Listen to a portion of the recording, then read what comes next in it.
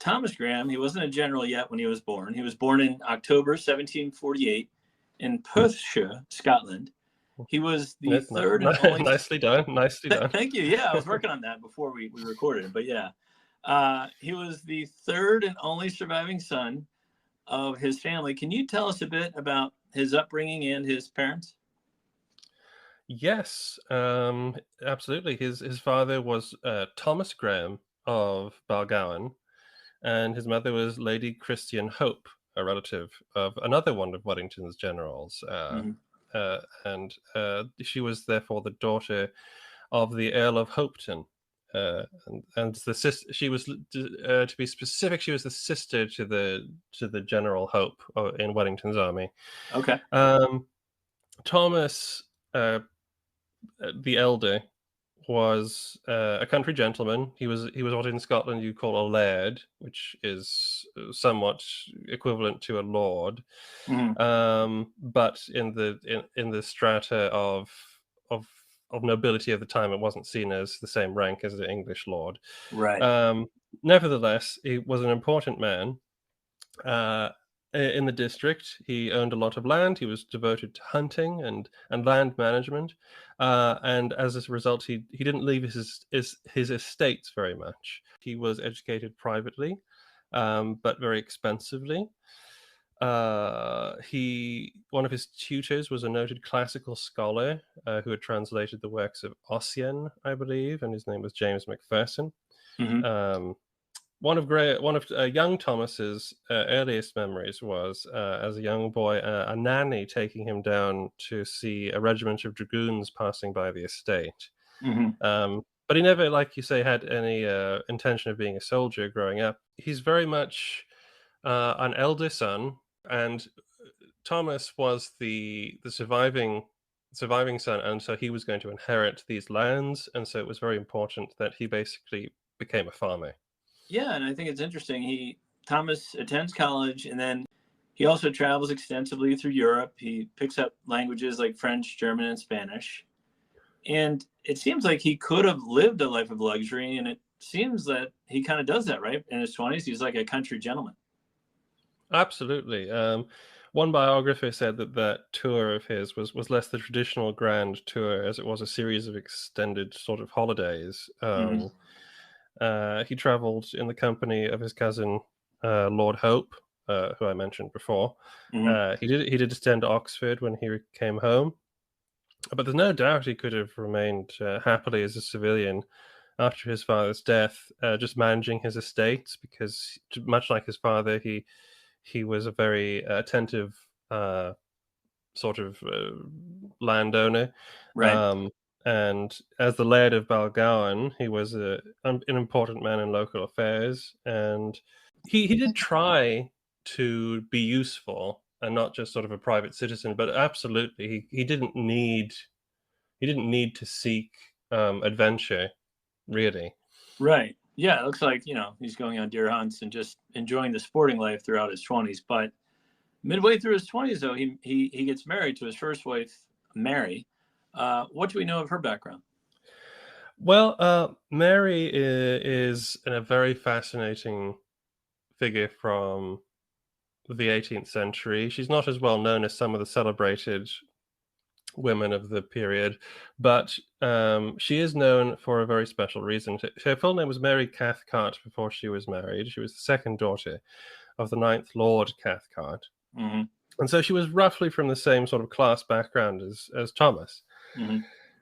She was sketched in words, so to speak, by Robert Burns, who met her at Blair Athol, which is a castle in Perthshire. And he called her the beautiful Mrs. Graham. And she was immortalized by the painter Gainsborough. And her charm and grace and ethereal sort of beauty, if you've ever seen the portrait, commanded the interest and pretty much the devotion, so people say, of everyone who met her. In the year after her marriage, Graham took her to London to be painted by Gainsborough. This is how the painting was created. And Gainsborough was so entranced with her that he not only painted the commission, but an amazing full-length portrait in a sort of a special gown. which he exhibited in 1777, and that made her somewhat famous because everybody was saying, "My goodness, that's the Cathcart girl. That's Mrs. Graham, isn't it?" Right, My goodness, right. you know. Yeah, Thomas was absolutely in love with her, which you know, it's not very surprising if you've ever seen the portrait. Yeah, no, Um, there's a, lovely to me. Yeah, I just, you know, he got married. They were having, looks like they were about to build a nice family together. Did they have any kids or no? no, they didn't have any children, but that didn't seem to make them unhappy or cause any difficulties. In fact, there's a rather there's quite a lot of stories about how much they cared about each other. There's one crazy one about Mary forgetting her jewellery box when attending a ball in Edinburgh, and Thomas, being an expert rider, deciding to ride the roughly 42 miles back to Balgowan to fetch it for her. It's just fascinating the life they made for themselves. And to be honest, it's a sort of an 18th century idyll, really, isn't it? It would make a hopelessly romantic movie, I think. Yeah, yeah, and we really haven't even gotten to the good part yet. So, No, yeah, no. yeah, but yeah, he doesn't initially join the military. He instead opting to become a farmer, and in 1785 he purchased the estate of Lynedoch, which becomes important in his titles later on. Correct? It does. He definitely had no interest in being a soldier at this time, Mhm. and as you say, Lynedoch was purchased as a pet project. It was a small plot of land Mhm. as a pet project by Graham, and he lavished a lot of attention on renovating the cottage there and the parkland, and it will indeed become the name he is best known by contemporaries when it's given to him as a title for his service. But we're jumping ahead a bit there. Okay. Well, we'll come back to that.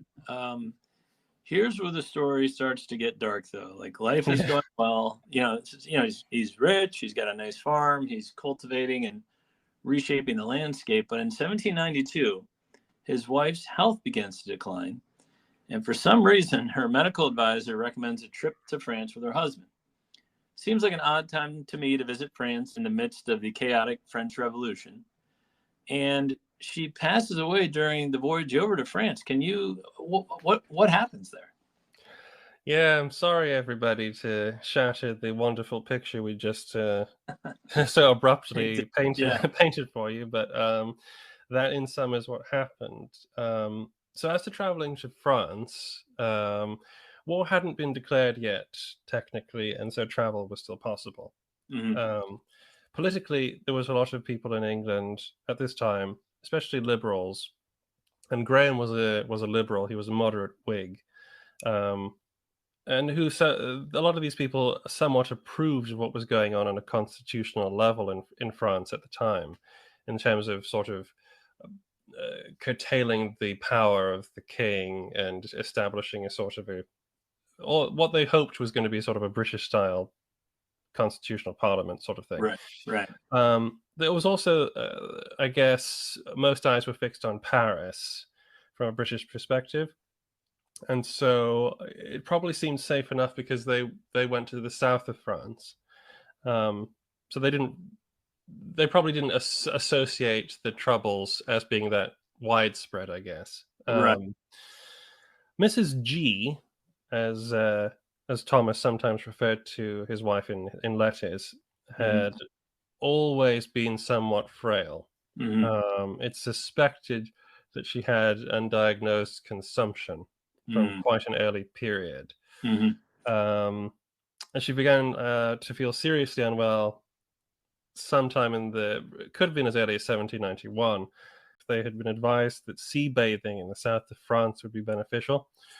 Um, and after this stay in Nice, though, her condition worsened, and the attending physician, who'd actually sailed over from England, suggested a sea voyage. But very tragically, she passed away from whatever the condition was, probably consumption, near a place called Hieres in June of 1792. Right. Even more tragically, Graham was not with her at the time. He had gone on Uh, shore, uh, they'd anchored, and he'd gone on shore and had gone to the town because he'd been told it wasn't very far away, but it was. Mm-hmm. And he came back only to find she had died an hour before. It just breaks your heart, really. Yeah, because Uh, you just painted that beautiful picture, their idyllic landscape. She's this beautiful woman, and she dies on her way to get treatment. But that's not even the worst part of the story. Thomas Graham hires a barge to move her remains for a proper burial, but a group of French soldiers near Toulouse opened her coffin and disturbed her body. Can you tell me what the heck happened there? Okay. Yeah, but Okay. yeah, strap yourself in, because here we go. Graham and Mary's sister took we're going to take the remains back to the mainland, and had made arrangements to take a canal to Toulouse and then on to Bordeaux. Mhm. Now, it was already July. It had taken a while to get back to the mainland anyway, because there was bad weather. And he'd started to write home, this is Thomas, instructing that much of the Balgowan estate should be closed up or sold off, because he wasn't going to live there anymore, or at least for Mhm. some time, because he was really crushed. Right. He didn't anticipate wanting to see anything of his old life, pretty much. Now, the custom officer at Agde-sur-Hérault, which is the Hérault is a river in France, had already demanded Graham to open the coffin before allowing him to proceed to up the canal to Toulouse. Mhm.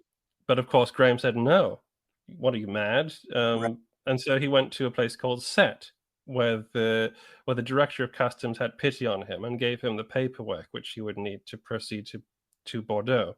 Mhm. So they reached Toulouse after a brief rest. They were going to carry on their journey, and they're getting the barge ready, when a group of the town guard and Republican volunteers appeared and held them up. They Mhm. demanded they wanted to search the baggage. Now, the account I read absolutely says that they were drunk. I don't know how many of them were drunk, or Mhm. what sort of how high the altitudes were, to use an old expression, but Mhm.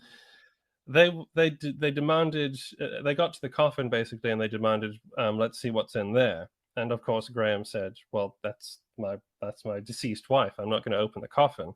Mhm. Um, they said that, and they basically fired back that if he didn't open it, they weren't going to let him pass. Mhm. Now, Graham went and appealed to the mayor, who did issue an order to let him go without any trouble. Mhm. Unfortunately, this didn't seem to do any good whatsoever, because, I mean, it's put in the biographies basically that because the revolution was happening, these people had no respect for authority, Mhm. um, and kind of were just doing whatever they wanted.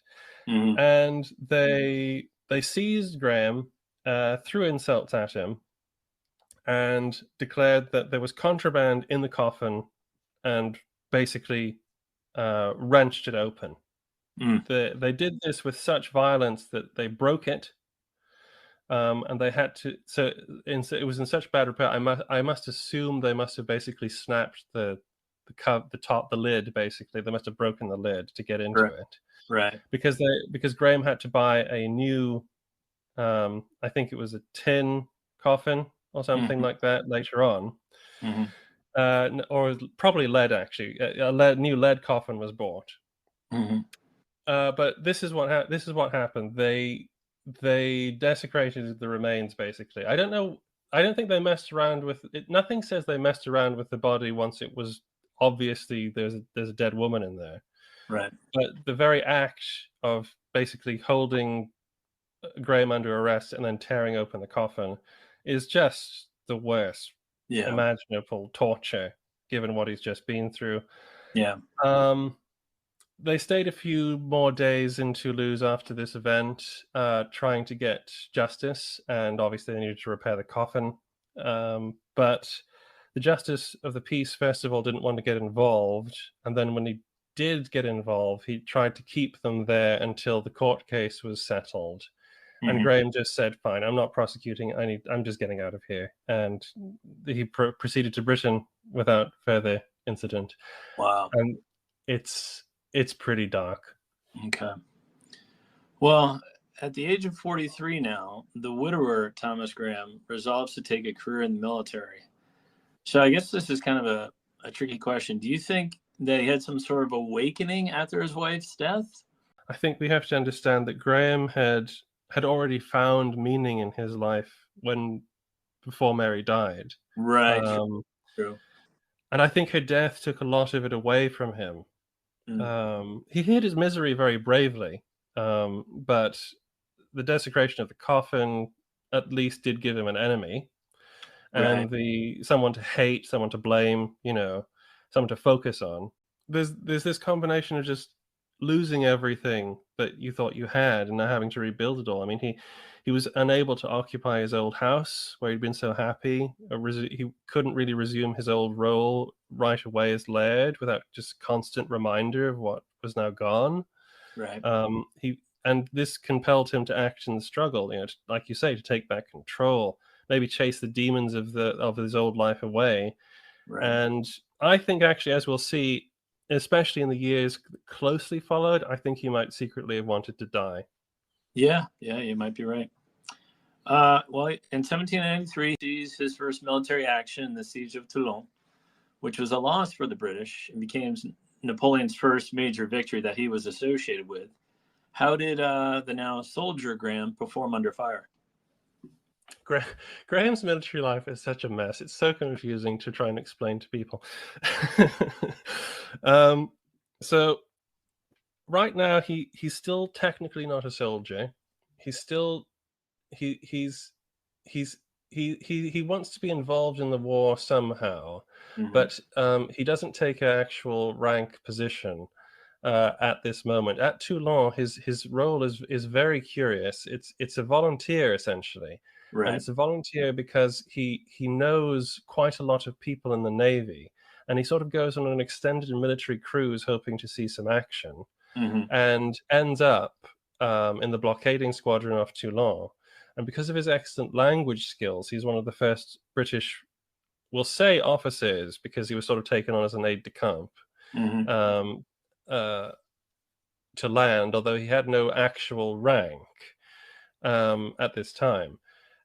So he was, but he was actively involved in the defense of the town. And to be honest, he's one of the only British participants connected with the army, at least, who comes out of the capture and then loss of Toulon with any credit. Right. And he really throws himself into the fray, and this speaks to what I was talking about a minute ago. He's really keen to get into action. When he can't find a horse in one occasion, he gets a coach, a cabriolet, and he rides that towards the sound of the firing, to the horror of some nearby royalist French guardsmen who like yell after him, "Stop! Stop! Good God, you don't go to war in a cabriolet."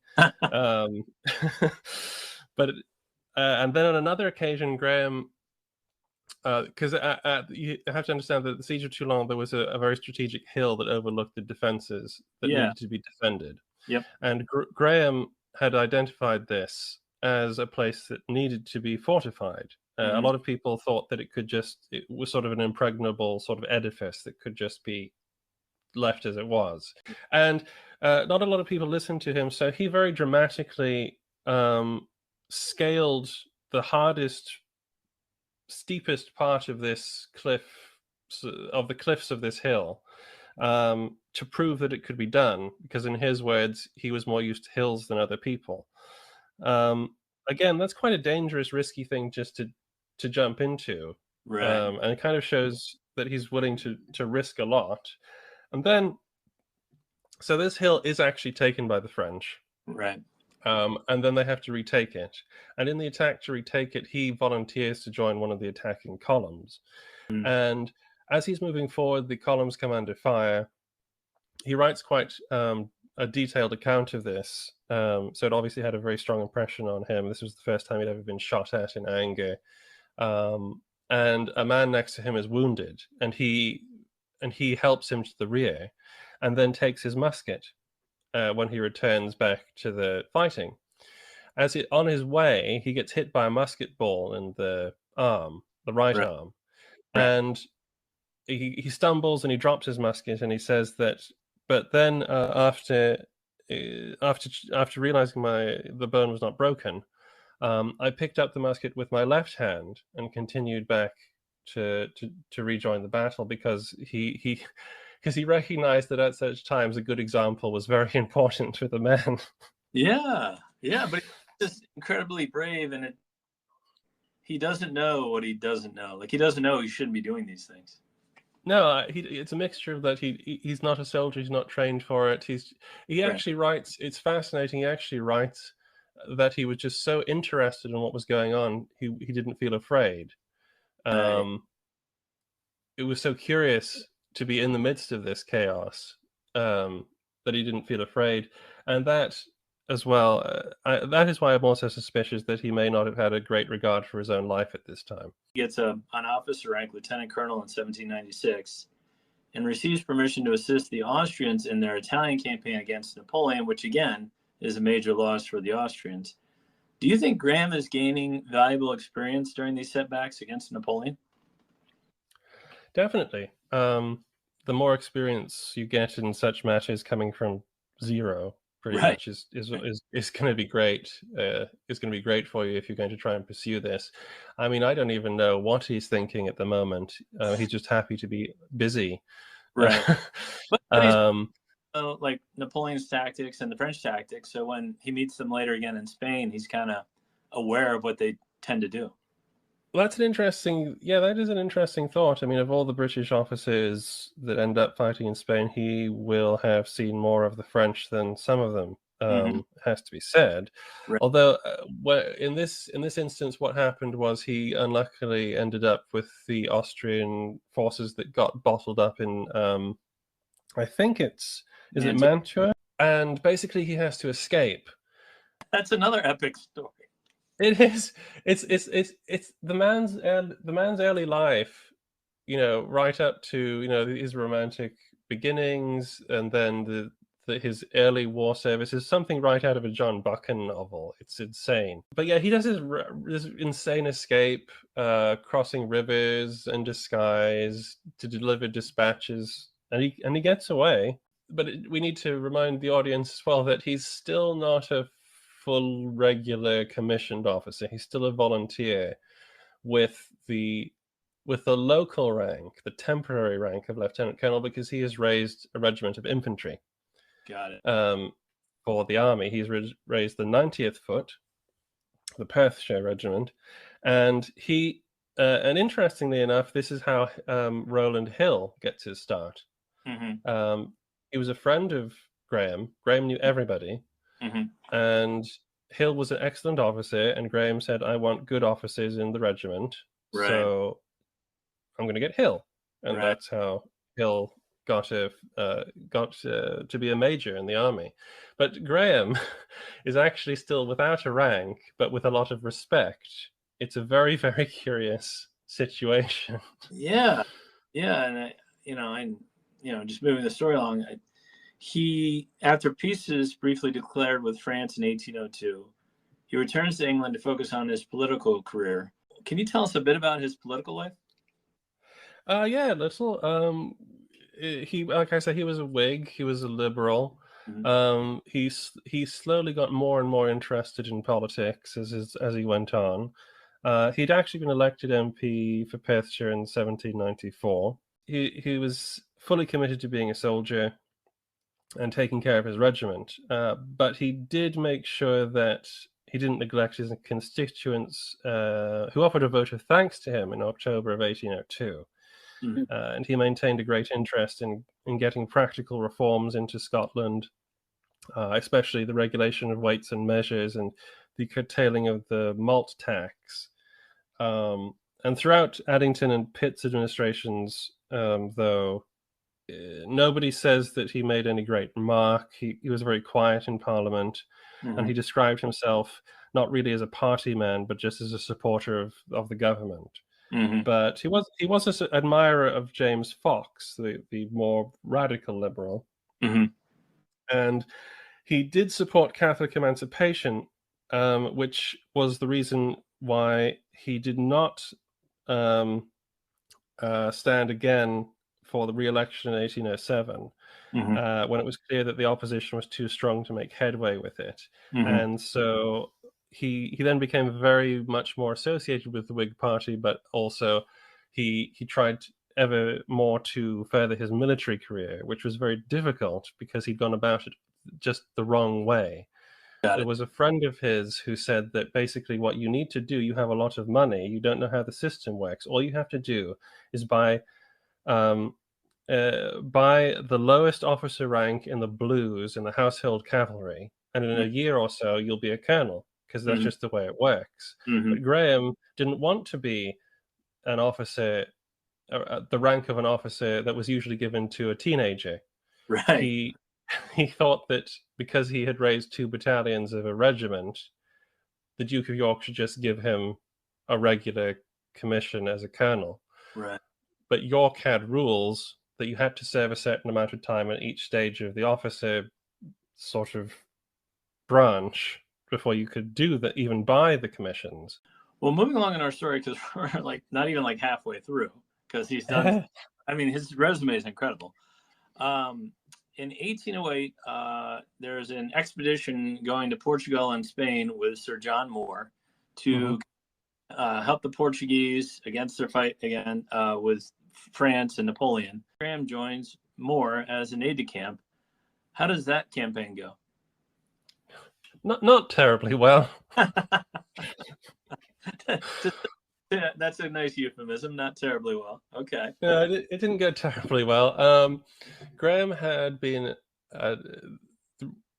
after he left politics, he did this partially because he knew he had an opportunity to join Moore's staff, because Moore was going to Sweden. Sweden was the place that the Peninsula War was meant to kind of happen. Unfortunately for Moore, that didn't work out because Moore was a difficult guy to get along with if from a diplomatic point of view. We don't have time to go into the foibles of Sir John Moore at the second, but he was good friends with Thomas Graham. Graham, not being a regular officer and being a fellow Whig, he was a guy that Moore could confide in, he could get along with. Graham was very charming, and he was an extra aide-de-camp when he was rerouted to Portugal, and he joined him on the abortive invasion of Spain, which led to the retreat to Corunna, or Coruña, as we should probably say it. And he was literally beside Moore at the Battle of Coruña when a French cannonball bounced or ricocheted in front of Moore and hit him. The ball had actually passed under his armpit and all but severed his arm. And taken away most of the flesh from his from that side of his chest. Right. And it was a terrible mortal wound. Right. Graham immediately galloped for help, and some of Moore's last words were asking after Colonel Graham and his aides-de-camp, are they well? Moore also remembered Graham in his dispatches, which is the critical thing that Graham gets out of the Coruña campaign, and that is a recommendation from the dying martyr to be promoted properly. And that's how he gets his actual commission, because Moore asked for it. Okay, so the British are evacuating Corunna. Sir John Moore has just been killed. What happens to our friend Graham as we're departing Spain? Well, he goes back much as he left, but Moore's dispatches precede him, and in the dispatches of the battle is the report of the where he commends officers to the king and everything like that, and one of them is Graham. So it's basically one of the last wishes of Sir John Moore to have Graham confirmed as a regular officer in the army, which is something that Graham has been unable to achieve all the way up to this point. But nobody can deny the last wishes of the fallen martyr, and Right. so he is finally sort of brought into the regular army, the seniority of the regular army, and he actually soon becomes a general. What a moving story that is. Can you imagine? You just lost your commanding general, and then you get back to England and you find out that your commanding general has promoted you without you, or well, at least brought you into the army without you even knowing. Yeah, it must have been quite a moment, especially as he was Moore was a good friend of Graham's. Yeah. So in 1809, though, he's dispatched to yet another disastrous campaign at Walcheren during the, I believe it's the Fifth Coalition against Napoleon. What happens there? Why is that a disaster? I highly recommend listeners read Dr. Jacqueline Reiter's book called The Late Lord, which is a biography of the Lord Chatham, who Hmm. commanded that expedition, for a proper in-depth kind of idea of what went wrong. But um, you're looking at sort of a failure due to planning issues, poor understanding of the objective. Um, Chatham did not have a tremendously cohesive force, and he made some logical, but in the end, poor decisions that were exacerbated by exterior problems, and this allowed the French to recover and mount a successful defense. Yeah, yeah, I read. Just kind of a swampy area. Chatham set up camp there, and Marshal Bernadotte, basically just hemmed him in and surrounded him there, and the mosquitoes and the disease did the rest. Graham, who is now a major general in command of one of the divisions, was invalided home due to the sickness. It's a classically farcical, disastrous British military expedition of the type that, with some exceptions, had been plaguing the British on the continent since the war began, really. Hmm. Well, for those keeping track at home, our friend Graham has now had 4 disasters and when it comes to campaigns. But I think what's really remarkable about him is his perseverance, just in life and in the military. Yeah, he's a very tough man. He can take some consolation that he's not in command of any of these expeditions. He's just a part of them. Right.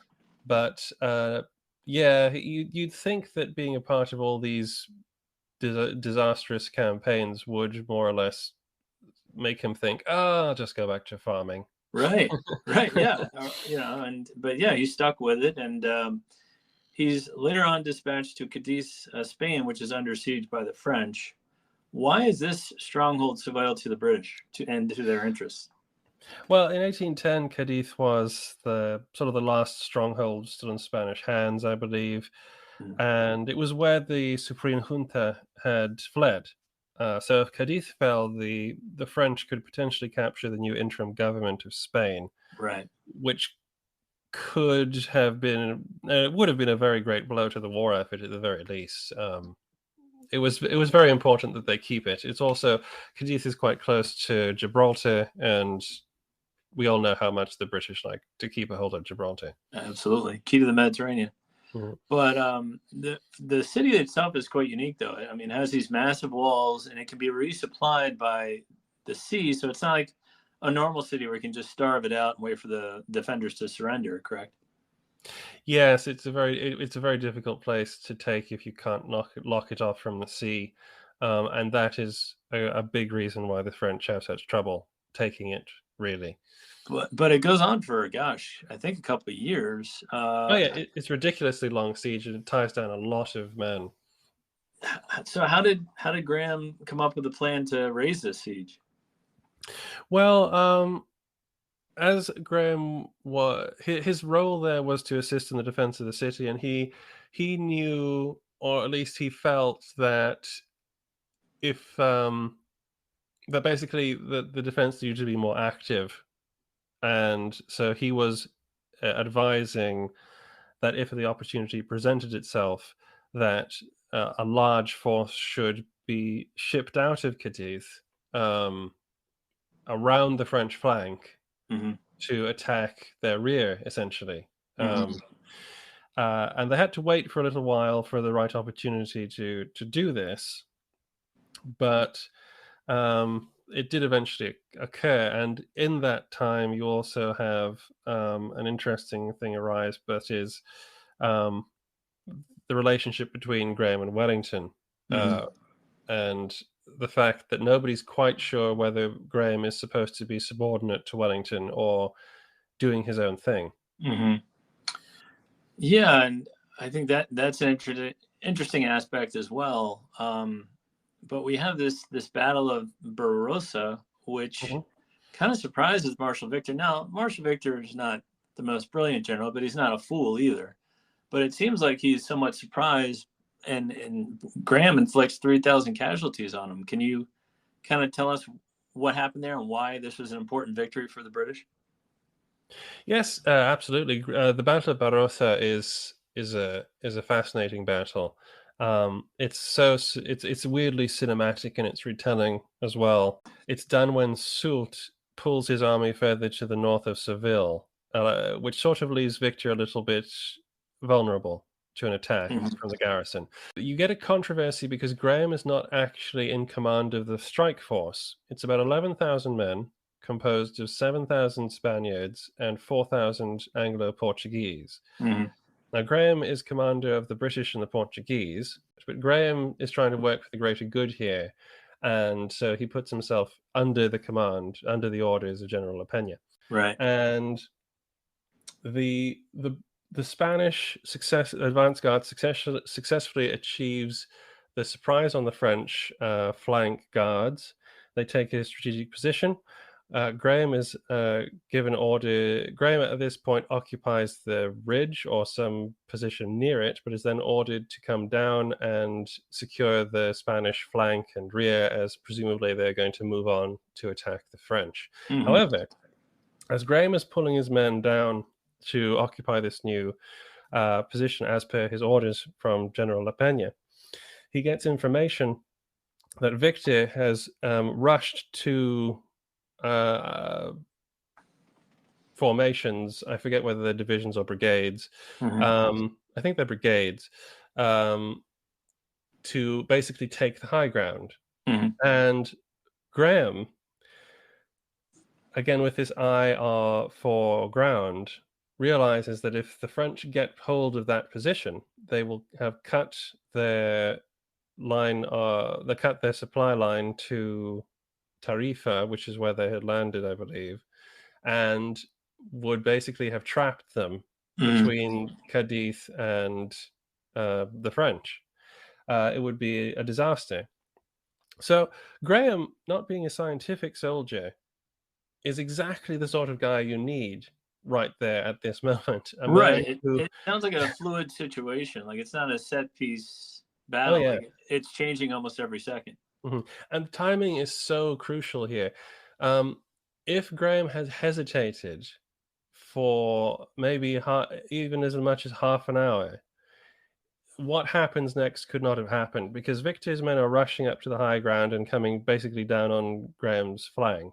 Hmm. So what he does is he basically gets the entire both. He has two brigades, I believe, and he turns them both around as they stand. Basically, he gets them to turn back around towards the ridge and rush back up to the top. Right. This is not at all usual. This is not no parade ground niceties here. He basically just gets them to run back the way they came, Hmm. and they just get into position as the French are also getting on top of the ridge, and and Graham is here able to rely on the strange toughness of the British infantry Hmm. to now sort of push this gamble into a success. The British artillery form a concentrated battery in the center. The two brigades hit the French at an optimum moment where they're unable to quite get their equilibrium, and it's a dramatic and completely surprising victory for the British. The French are thrown into disorder, and bear in mind that Graham's force, which is engaged, is about only 4,000 men strong, and Victor has thrown about 8,000 men at him. Right. Meanwhile, the Spanish, and I like to defend the Spanish. Generally speaking, I like to give them the benefit of the doubt. But General La Pena does not help Graham at all. Yeah, I've heard he kind of stands pat and doesn't do anything. Yeah, but because he's technically the commander-in-chief, he claims the victory in the battle when he reports it to Madrid. Yeah, it's a weird outcome because it doesn't raise the siege, but it infuriates Napoleon.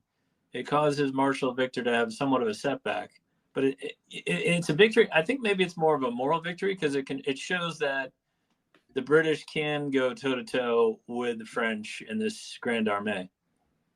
Oh yeah, it's another one of those curious battles which really kind of lends you to believe that the British infantry do kind of deserve that sort of invincible reputation that they have. Yeah. Because if you throw them at stuff, they tend to do a lot of damage, even if they lose. And this is what Graham was able to count on in this battle, was the stolidity of the British infantry. He notably also, one of the regiments takes an eagle, the first eagle taken in battle. That's right. And it's not a good day for Victor, but because the Spanish don't pursue, Victor is able to sort of get clear, and so the Allies have nothing else to do but go back into Cadiz, really. Right. Yeah, there's a great quote. I think it's Wellington who says, when I make a mistake, my troops usually get me out of it. When Marshal Soult's troops when Marshal Soult makes a mistake, his troops do not get him out of it. So I think like you were saying, the British infantry, they can kind of repair the mistakes of some of their commanders sometimes. Yeah, it's like what Soult said about Beresford at Albuera. They were completely lost, but did not know it and would not run. Right, yeah. But yeah, getting back to our story, in 1812, and again, I'll let you be the judge on this. I read that Graham is basically second in command now to Wellington and assists him in the successful siege of Ciudad Rodrigo. Now, we were talking earlier that we weren't sure if Wellington and Graham were working together well, but are they kind of getting along at this point? Yes, they are. There was a little bit of tension after the Battle of Talavera in 1809 when Graham criticized the awarding of Wellington's title of the Earl of Wellington. Mm-hmm. But certainly by the time of Barrosa and by the time of 1812, they were getting along quite well. And Wellington was seeing a man that could be trusted to act independently, a reliable man, and a man, most importantly, of good judgment. Now, not to stress a stereotype, which I myself am not convinced of, Graham also fulfills the classic sort of requirements for Wellington's trust, i.e. a man of talent and position. Mm-hmm. He's of the right class, sort of thing. Now, I don't lend too much store to that exactly. The whole Wellington is a snob thing. I think that's too much of a modern appreciation of what we're dealing with here. Right. But Graham is certainly a very well connected, a very well educated. He's of the right family. He is an instinctively good soldier, and Wellington appreciates this. Yeah. So the other thing is, as you were saying, you're completely right. In 1812, the government basically writes to Wellington saying that Graham is the second in command. Mm-hmm. If anything happens to you, give command to Graham. Mm-hmm. So don't let anybody tell you that Wellington didn't believe in seconds in command. He had one. It was Sir Thomas Graham. Yeah. And actually, this is proven by the fact that when Graham, spoiler alert, gets ill and has to go home, Wellington says, I don't want another second in command. That's what he meant by that. He said, basically, I just want Graham. Yeah. And then, Graham is 20 years older than Wellington. So he's maybe like the wise old sage of the general officers here. Yeah, and by complete accident as well, because his like amount of service is, he's not seen as much action as Wellington. He's not seen as much action as most men. Right. But he is in this position, and despite people being a little uppity about the fact that he is there, this sort of amateur, he does good work. So it's hard to argue with that. Yeah. Well, let's briefly cover off on the battle at Vittoria in 1813. He assists Wellington, and this is basically the decisive battle, or should I say basically the final battle within Spain for the Peninsula War. Can you tell us a bit what happens there? I know King Joseph and Marshal Jourdan kind of turn at bay to fight the British, but it doesn't go very well. No, it doesn't go very well at all. There was some hope for the French in 1812 when they retook Madrid, and after the siege of Burgos, when Wellington retreated very famously back to the Portuguese border. But Wellington now had the measure of practically everybody in Spain, and he planned through all the winter this masterful, sweeping operation that would completely outfox the French. And a big part of this was Graham's division, which was operating on the flank of the French. Graham's task was to march through basically mountains and valleys, shielded at all times from the French view, and to constantly outflank whatever position they tried to take to stop Wellington coming at them from the front. And he did this perfectly. And I think that was probably difficult for Wellington as somewhat of a micromanager to kind of have this one guy be an independent command off on his own. Absolutely, and it shows how much he trusted and respected Graham and Graham's judgment, because there were only two men in the army that he gave this leeway to, and that one was Hill and one was Graham. Right. And the both of them play a very central role in this much wider operation, where he's forced, because of the distances involved and the numbers involved, there's almost 100,000 men involved in the entire operation to get this done. And it shows what Wellington can really do if he's given the resources to do it. It gives you a snapshot of what he might have been able to do in a bigger theater, and that was take back everything that had been lost in 1812 up to the line of the Ebro River, without fighting a battle. He outmaneuvered the French. He levered them from every position back to Vittoria, right? And that's where Jourdan and Joseph tried to fight. But now Wellington is just completely the reverse of the stereotype of the defensive general. He now has them where he wants them. He constructs a multi-pronged attack to envelop them, and he pushes them back through several positions until the very last one, right in front of the city of Vittoria, where Graham's division gets across the river and is threatening to cut them off and completely surround them, and that's when the French army breaks and flees for its life. Right. Yeah, it's just an interesting battle, and it would have been a greater victory, but as we all know the story, some of the British infantry stopped to loot the wagons that had King Joseph's spoils of war. They stopped to pick up all the gold that was on the ground, and can't blame them, I guess.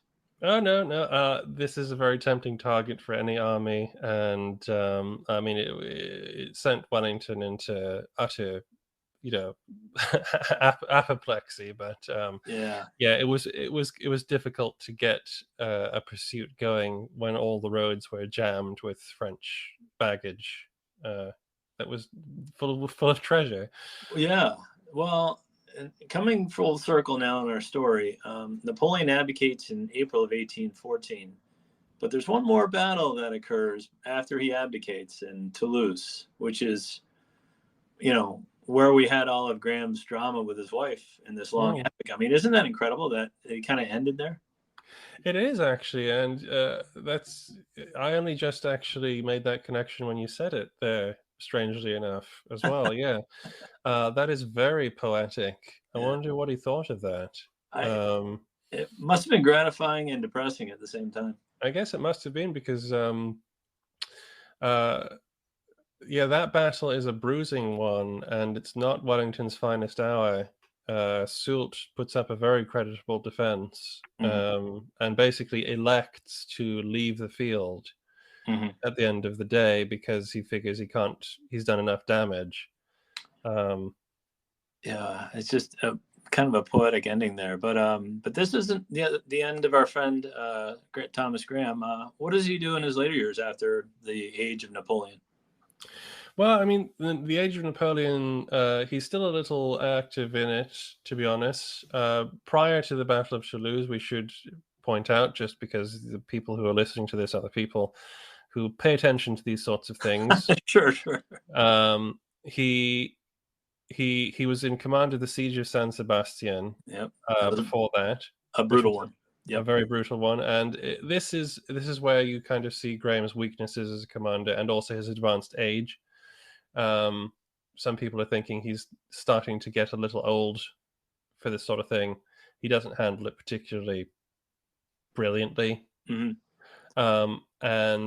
but he does perform well in the open war campaigns. And then you get him being sent with a force to the Low Countries to support the Prussians. Yeah, and he has a setback there. Yeah, he does. It's in a life full of weirdness. The attack on Bergen op Zoom is insanity as well. In fairness to Graham, though, Wellington wasn't the most adept at sieges either. No, Wellington. I have thoughts about this, and if you want to do a whole thing about Wellington sieges, then we can. But yeah, Wellington had very specific criteria when he was doing his sieges, and they weren't calculated to make him look terribly good. He wasn't very experienced in formal siege warfare. They all had to be done very quickly. Graham's attack on Bergen op Zoom was something that nobody understood. Wellington said he didn't know how Graham got in, and then, having got in, didn't understand how he could have been thrown out. Right. And that is essentially the summary of it. He got in when he shouldn't have been able to. Right. And then everything went tremendously and embarrassingly wrong. Yeah. Which wasn't necessarily his fault. It was just a series of events that he lost control of. And after that, he does retire. Okay. He doesn't see service in 1815. He's not at Waterloo. Yeah. No. Wellington probably would have liked him to be in Belgium in 1815, but he was tired. He was having troubles with his sight. His health was failing again. And this is where he gets his title. This is where he gets Lord Lynedoch when he returns in 1814, and he devotes himself again to country pursuits and land management. So you might say he has actually vanquished the demons that he sought to vanquish. He's at peace now, you might say. He never remarries, of course, but he gets more involved in politics. He founds the United Services Club in 1817.